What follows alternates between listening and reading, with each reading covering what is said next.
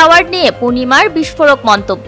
দৈনিক সংবাদ দিগন্ত পত্রিকার নিয়মিত বিনোদন খবরের সাথে আমি আছি জুলিয়া জাহান। ঢাকাই সিনেমার জনপ্রিয় চিত্রনায়িকা দিলারা হানিফ পূর্ণিমা সম্প্রতি শোবিজ অঙ্গনের ভুঁইফোর অ্যাওয়ার্ড অনুষ্ঠান ও ওটিটি প্ল্যাটফর্মের সিন্ডিকেটকে কেন্দ্র করে বিস্ফোরক মন্তব্য করেছেন। 90 দশকের শেষ দিকে ক্যারিয়ার শুরু করা এই অভিনেত্রী প্রায় 2 দশক ধরে ঢালিউডে রাজত্ব করেছেন। দীর্ঘদিন পর্দায় অনুপস্থিত হলেও তিনি এখনো দর্শকের কাছে প্রিয়। পূর্ণিমা বলেন, সাম্প্রতিক ভুঁইফোর অ্যাওয়ার্ড অনুষ্ঠানগুলোতে অংশ নেওয়া তার জন্য প্রলোভনজনক নয়। তিনি জানান, অনেক সময় ডাক আসে, তবে যে কাজের জন্য পুরস্কার দেওয়া হবে তা স্পষ্ট নয়। এমন অ্যাওয়ার্ডে উপস্থিত কিছু পরিচিত নামও নেই, তাই ডাক পেলেও তিনি সব সময় যাচ্ছেন না। অভিনয় এখনো চালিয়ে যেতে আগ্রহী পূর্ণিমা। তিনি ভালো গল্প ও মানসম্মত চরিত্র পেলে কাজ করতে রাজি, বিশেষ করে ওটিটি প্ল্যাটফর্মে। তবে সেখানে তিনি একটি বড় সিন্ডিকেটের প্রভাব থাকার অভিযোগ তুলেছেন। তার মতে, যারা এই সিন্ডিকেটের সঙ্গে সম্পর্কিত